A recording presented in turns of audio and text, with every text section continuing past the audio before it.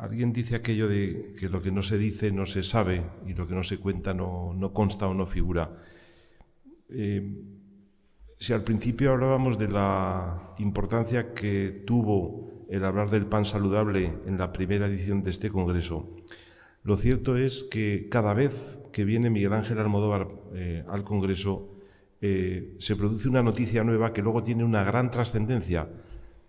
Estoy hablando de que cuando casi nadie hablaba del azúcar, Miguel Ángel Almodóvar publicó un libro que se titula Azúcar, el enemigo invisible. Insisto, mucho antes de que esto del azúcar estuviera en boca de muchos de nosotros. También publicó Mood Food, la cocina de la felicidad. Este incluso fue anterior, cuando ya se empezaba a hablar de lo importante que era la comida en conseguir la felicidad. Pero realmente fue potentísimo cuando se empezó a hablar de la microbiota en aquel libro El segundo cerebro, y que luego posteriormente, como digo, tuvo mucha trascendencia, pero fue Almodóvar en este congreso el que lo dijo, insisto, de las primeras veces. Por eso digo que lo que no se dice no se sabe, y nosotros queremos decirlo para que conste. Fermentados gourmet, hablando de los fermentados, un trabajo estupendo que luego se plasmó en un libro con estupendos profesionales de la cocina. Yo mismo estuve en alguna de las sesiones fotográficas con el cocinero Mario Sandoval. Y luego se lo pasa bien, porque escribe el libro del gin tonic, el mejor gin tonic. Ha escrito el libro de la última cena, con datos reales de qué es lo que ocurrió, si había mujeres, si no había mujeres en la última cena, si estaban con Jesucristo o no estaban. Pero ahí queda el libro, un trabajo serio, muy profesional, o la historia, la crónica general del sexo oral, que también es otro libro muy serio y que Miguel Ángel también publicó hace algún tiempo. Miguel Ángel Almodóvar es sociólogo, investigador, periodista y divulgador especializado en nutrición y gastronomía. Su vida profesional se ha repartido entre la comunicación en distintos medios y la ciencia, como investigador en el Consejo Superior de Investigaciones Científicas y en el CIEMAT. Ha publicado, como ya digo, una larga veintena de libros de distintas temáticas, aquí he nombrado alguno, con especial atención a la relación entre nutrición y salud, de lo que son últimos exponentes los títulos El segundo cerebro, Azúcar, el enemigo invisible, y actualmente colabora en el programa Madrid Directo de Onda Madrid, los diarios Diario Crítico y Madrid Diario, la revista Otros Destinos y la web A Fuego Lento. Seguro que hoy nos trae alguna... A mí ya ayer estuvimos comentando y alguna pincelada ya me ha dado. Así que abróchense los cinturones, que viene a explicarnos alguna cosa interesante Miguel Ángel Almodóvar. Maestro, cuando quiera. Muchísimas gracias, Juan. Y buenos días y bienvenidos a todos ustedes, presentes y streamers, a este congreso que se celebra contra viento y marea ante el temporal y tronada de la pandemia de COVID-19, sobre la que precisamente y en relación con la alimentación va a girar mi ponencia. Mi más cordial enhorabuena también a todos los que han hecho posible que hoy nos encontremos aquí, personal o streamicamente, pero la verdad es que estamos pasando por un momento durísimo y para ellos no ha sido fácil, de manera que al Grupo Heraldo, a Juan Barbacil, a todos los que de alguna manera han contribuido a que nos reunamos esta mañana, muchísimas gracias. Sois consciente de que el título de la ponencia, Dieta anti-COVID, Inmunidad e Inflamación, exhala de principio un cierto tufillo pseudocientífico. Es evidente que los alimentos no son medicamentos, por mucho que se hayan acuñado términos como alicamento, etcétera. No son cosas que curen, ni mucho menos una alternativa a las varias vacunas que parece que se nos anuncian, pero en cualquier caso sabemos que la Organización Mundial de la Salud estima que cerca de un 70% de las enfermedades tienen una relación directa con la nutrición, con la dieta inadecuada, y por lo tanto pues es lógico suponer que en un alto porcentaje también la nutrición es un elemento, en fin, se está repitiendo durante todo el Congreso y en congresos anteriores, La nutrición es fundamental para una buena salud, no solamente física, sino también mental. Se comentaban de pasada cosas sobre el microbioma, del que sabemos en este momento bastantes cosas. Sabemos que el 90% de la serotonina se produce en ese ecosistema de 100 millones de millones. Lo digo así porque lo de los billones depende de la cultura, se traduce en una cifra u otra, pero 100 millones de microorganismos que están trabajando para nuestra salud. Me llevó a hacer esta ponencia que cambié al final dos circunstancias que ahora explicaré. Una, pues un artículo que me llamó la atención en The Lancet, una prestigiosa revista científica, como todos ustedes saben, y otro, pues una experiencia personal con la col o repollo, que he descubierto como un potentísimo antiinflamatorio. Ahora intentaremos saber por qué, pero mi experiencia personal ha sido esta. Me llamó la atención a finales de octubre, creo, el estudio que apareció realizado en pacientes de COVID-19 en el Hospital de Valdecilla, en Santander, publicado en el Journal of Clinical Endocrinology and Metabolism.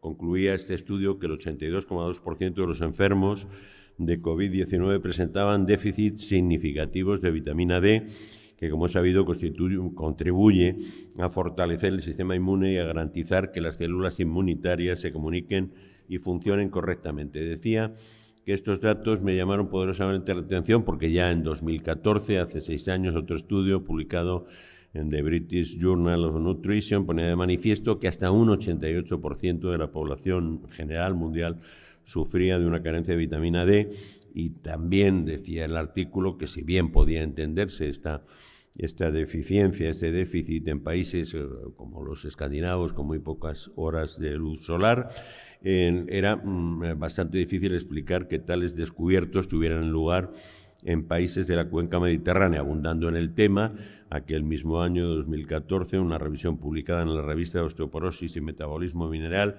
evidenció que esos déficits de vitamina D de los españoles eran muy similares a los del resto del planeta, con la cantidad de horas de luz solar que tenemos, una media de un 50% de déficit de vitamina D entre individuos de 18 a 60 años y hasta un 87% de déficit en individuos de más de 60 años.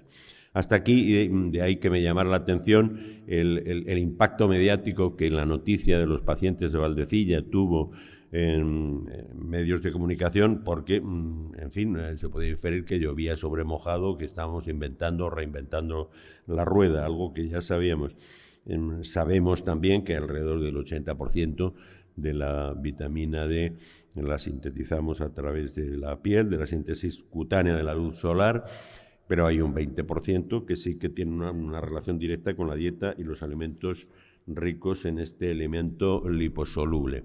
En este punto hay que recordar que los trabajos sobre el papel potencial de la vitamina D en la prevención y el tratamiento de las infecciones respiratorias agudas, en gran medida asociadas a la panoplia de síntomas graves del COVID, viene de lejos, de muy lejos, concretamente de la década de los años 30 del pasado siglo, cuando se investigó bastante a fondo, en la medida de lo posible en aquel momento, el potencial del aceite de hígado de bacalao como medio para reducir el absentismo laboral debido al resfriado común, que, como es sabido de todos, es el resultado de la intervención de rinovirus, adenovirus y coronavirus.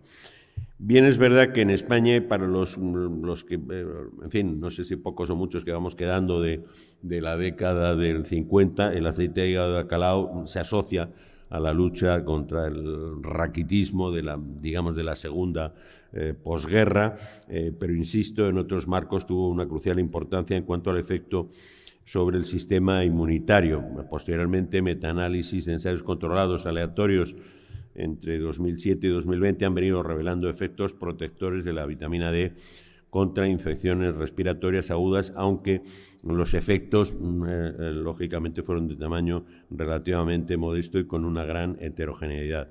Lo interesante y pertinente a la hora de esta charla que se me ocurrió, insisto, casi a última hora, es que, aunque no tengamos pruebas sólidas y concluyentes de una gran utilidad de la vitamina D frente al COVID.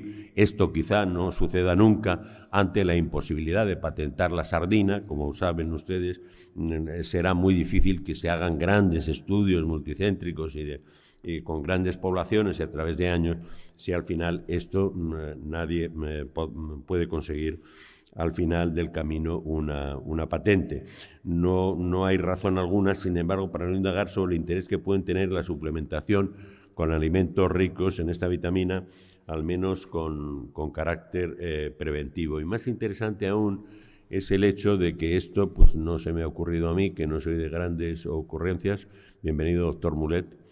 Buenos días. Esto se colige de artículos, de una revisión de artículos realizada por 2 científicos de las universidades londinenses de Queen Mary y Cambridge y publicado en la revista The Lancet el 3 de agosto, en la que literalmente se decía que incrementar el consumo de alimentos con vitamina D, con esta acción no había nada que perder y literalmente se decía con esta suplementación hay mucho que ganar y nada que perder. Trasladado al refranero popular, en español vendría a decir que nunca es mal año por demasiado trigo, porque no intentamos por aquí, porque mal no nos va a hacer. En definitiva, más allá de lo dicho, no son pocos los investigadores que plantean la hipótesis de que la suplementación con vitamina C podría ser prometedora como agente preventivo o terapéutico para COVID-19, pero como no solo de vitamina D vive el sistema inmunitario del hombre, para tratar de elaborar un listado de alimentos en esta apresurada charla de este congreso y en este instante concreto, pues hay que considerar otros elementos. Sabemos que los nutrientes no solamente influyen sobre los mecanismos encargados de defender al organismo frente a patógenos, sino que intervienen en otras funciones en las que está implicado el sistema inmunitario, como el mantenimiento de la homeostasis inmunológica, la comunicación bidireccional que se establece entre los sistemas nervioso y endocrino y en la tolerancia del propio organismo para que el sistema inmunitario no reaccione contra él. Avanzando sobre la idea de los potenciales efectos de determinados nutrientes sobre el sistema inmunitario, adelantamos que vamos a referirnos, además de la vitamina D, lógicamente, a 3 del grupo B, el ácido fólico, la B6 y la B12, a las vitaminas A, C y E, a los minerales hierro, zinc y cobre, a los ácidos grasos omega 3 y a los alimentos con efectos probióticos. A ellos se sumarán alimentos con efectos antiinflamatorios por razones que se verán de inmediato. En cuanto a la vitamina D, que ya habíamos avanzado, de cuyo beneficio potencial sobre el sistema inmunitario y sus respuestas se ha hablado hace momentos, se encuentra haciendo abstracción del aceite de hígado de bacalao que tomamos los niños de los años 50 y 60 en los pescados azules, entre los que se recomiendan como saben, los de menor tamaño, debido a las trazas de metales pesados, especialmente metilmercurio, que se detectan en los de mayor tamaño, de manera que sardinas, boquerón, arenque, chicharro, caballa y más ocasionalmente salmón, bonito del norte, cazón, mariscos, con las ostras a la cabeza, gambas y langostinos, sin chuparles la crisma, el hígado, con preferencia. El hígado creo que es un alimento que habría que recuperar, también es muy de mi época y siguientes, los hígados encebollados que han desaparecido pues, hace tiempo de las cartas de los restaurantes y de la cocina tecnoemocional. Con preferencia, insistía en el hígado, los de ternera, pollo, conejo, lácteos enteros, queso, mantequilla, yema de huevo, hongos, de todo esto. Pues hay un listado que podrán encontrar en la página web del Heraldo de Aragón. Y champiñones, poniéndolos al sol, dicen antes de consumirlo. Respecto a la vitamina A, más concretamente a los betacarotenos o provitamina A, se ha demostrado que su intervención en los mecanismos de defensa, al tiempo que se ha constatado que su deficiencia provoca una disminución del tamaño del timo y el bazo, una reducción de la actividad de las células, las natural killer o T-killer, las células que nos defienden frente a la agresión vírica, y una menor producción de interferón. Fuentes de esta vitamina son el hígado, volvemos al hígado de cerdo y de ternera, el foie gras, ahora tan denostado, en fin, prohibido en muchas partes. La zanahoria, los grelos, espinacas, boniato, tomate, mantequilla, queso curado, anguila o angulas, congrio, berberechos, almejas o chetlas. En cuanto al grupo, esos tres vitaminas del grupo B, la B6, la B9 o ácido fólico y la B12, las tres realizan funciones de inmunidad celular y su déficit ocasiona una disminución de la respuesta proliferativa de linfocitos. Alimentos que aportan cantidades significativas de estas vitaminas son los pistachos, pipas de girasol, pechugas de pavo y pollo, carne de vaca, chuleta de cerdo, hígado de ternera, almejas, salmón, atún, caviar, judías pintas, insisto, todo este listado precipitado está en la página web del Heraldo de Aragón. Respecto a la vitamina C, sabemos que afecta algunos parámetros del sistema inmunitario, que su deficiencia aumenta la propensión a sufrir infecciones del tracto respiratorio superior. Alimentos ricos en esa vitamina son el pimiento rojo, la guayaba, el chile de la guindilla, el perejil fresco, la grosella negra, el brócoli, las coles de Bruselas, las semillas de mostaza, la papaya, las coles, los berros, la fresa y, por supuesto, los cítricos, procurando que sean enteros y no en zumo para que esa cantidad de azúcares no vayan directamente al hígado. En fin, esto ya es otra cuestión. Sobre la vitamina E, otra vitamina importante para el correcto funcionamiento del sistema inmunitario, sabemos que su deficiencia se asocia con una respuesta inmune deteriorada, alteración de la inmunidad humoral y celular y de la función fagocítica. Alimentos generosos en esta vitamina son el aceite de oliva y la grasa de semilla de girasol, las almendras, avellanas, piñones, cacahuetes, anguila, congrio, jurel, palometa, hojaputa, pistachos, aguacate, espinacas, espárragos verdes y brócoli. En cuanto al hierro, elemento fundamental para el correcto desarrollo del sistema inmunitario, se ha constatado que su déficit ocasiona fallos en el mecanismo de defensa como menor capacidad de fagocitosis, baja respuesta a la estimulación de los linfocitos y descenso del número de células natural killer o T-killer.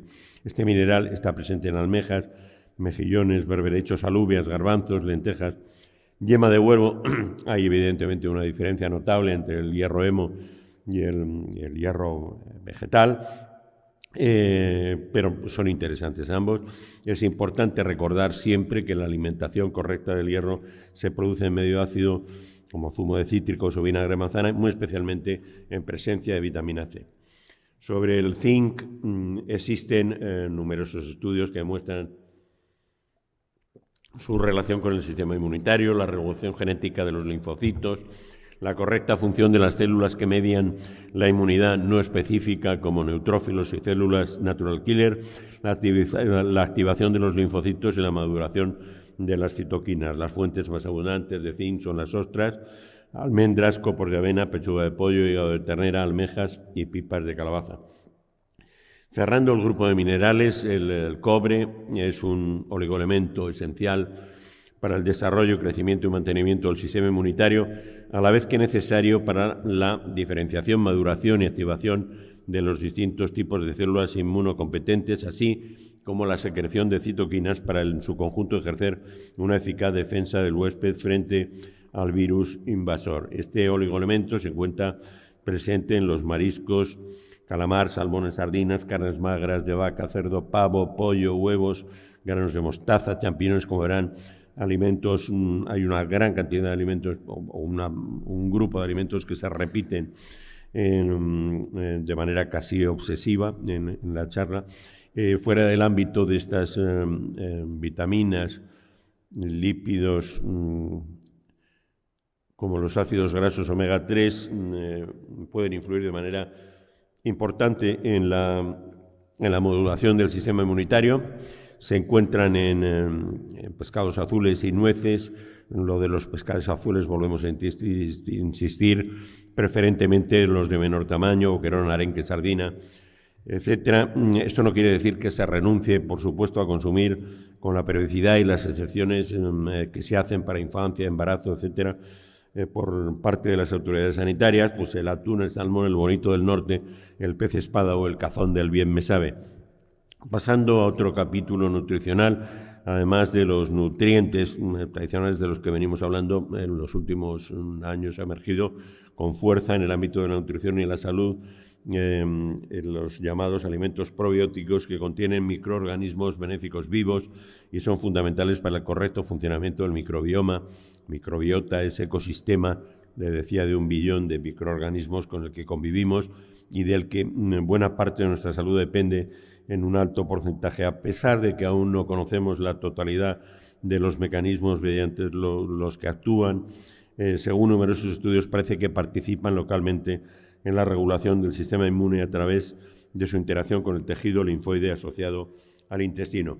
No obstante, los efectos, estamos en los probióticos, me he olvidado pasarlo, no solo se limitan sus efectos al intestino, sino que también pueden modular la respuesta inmunológica sistémica, mostrando efectos positivos en problemas relacionados con el COVID, como las infecciones pulmonares por neumococo, así como en alergias y asma, junto a otros beneficios potenciales como reducción de la inflamación sobre el organismo a nivel del sistema inmunológico, así como los mecanismos involucrados que se conocen hasta el momento. Entre los alimentos probióticos potencialmente eficaces para conseguir un buen estado de forma del sistema inmunitario, voy a citar algunos porque realmente creo que en nuestra cocina hay un enorme déficit, enorme por distintas circunstancias, por otra parte fáciles de explicar, de alimentos probióticos. No hay en nuestra cocina, de ahí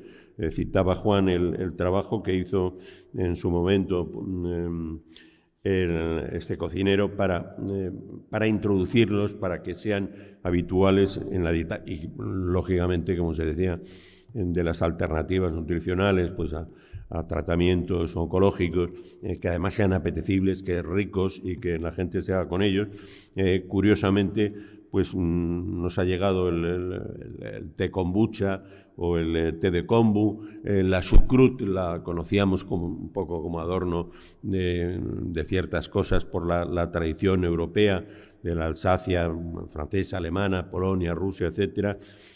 Ha llegado con fuerza a determinados sectores, con una conciencia nutricional avanzada, pues el kimchi coreano, que podemos hacer fácilmente en nuestra casa, como demostró Mario Sandoval, pues con coles de Bruselas y con elementos muy similares, el miso típico de la cocina japonesa, el yogur natural y más aún el kéfir, que también podemos hacer si conseguimos esos gránulos introduciendo en leche, produciendo una fermentación lactoalcohólica que convierte y fracciona la lactosa de la leche en ácido láctico, anhídrido carbónico y alcohol. El tempeh, originario de Indonesia, resultado de la fermentación controlada de la soja, que se presenta en forma de pastel y que aquí podríamos hacer con judías pintas y con multitud de cosas. Y finalmente los encurtidos, de los que sí tenemos una cierta tradición culinaria en nuestra cocina, aunque más bien pues ligados a aperitivos, como saben, pues en fin, se pueden hacer en general de alimentos vegetales o hortícolas, aunque también se hacen en otros países de pescados, de arenques, de salmón, en los países escandinavos. Es un proceso conocido como marinado, que consiste en una solución salina a la que se añaden vinagre, hierbas y especies. Dentro de este capítulo pues sí que tenemos cosas, las aceitunas, los pepinillos, las berenjenas de Almagro, las zanahorias, las cebollitas, los alcaparrones, el ajo o un poco mezcla de varios de ellos. Por último, y para completar esta relación, en fin, aquí están los alimentos antiinflamatorios. ¿Por qué? Porque los numerosos estudios nos están demostrando el efecto que produce esta enfermedad por COVID-19 respecto a la inflamación en cascada o tormenta de citoquinas, que padece un muy significativo porcentaje de enfermos que han pasado, entre comillas, la enfermedad y que podría convertirse en uno de los daños colaterales y efectos secundarios más preocupantes de de este ataque vírico al organismo, ya que hay evidencias de que la inflamación en cascada afecta y mucho a patologías cardiovasculares, diabetes y otras enfermedades. Estamos viendo testimonios constantemente en medios de comunicación de cosas verdaderamente asombrosas, de gente que pierde capacidades cognitivas, que se olvida de cómo multiplicar. Este efecto, insisto, antiinflamatorio en cascada es más que preocupante. Se está trabajando científicamente en el CSIC. Intentan buscar fármacos para frenar la formación de la estructura celular conocida como inflamasoma, posible responsable de esta reacción exacerbada del sistema inmunitario, pero por nuestra parte pues vamos a tratar de incluir algunos elementos antiinflamatorios. Como verán a la derecha, estoy entusiasmado con mi experiencia antiinflamatoria de la col o repollo, de cuya eficacia soy testigo directo y personal, al menos en el uso tópico, aunque me consta la alta efectividad en su ingesta en crudo, levemente cocida, escaldada o en zumo.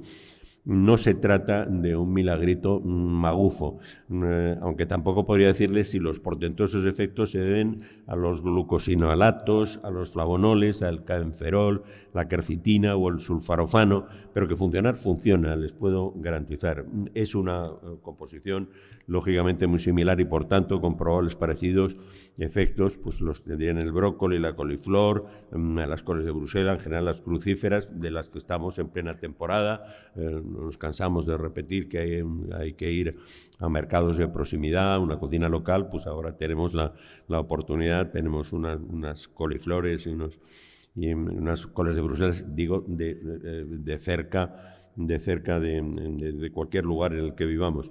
Son eficaces antiinflamatorios también, por supuesto, los ácidos grasos omega 3 que ya hemos citado, pescado azul, nueces, el aceite de oliva virgen, como consecuencia del efecto del oleocantal, un compuesto que le da al aceite de oliva virgen ese puntito picante.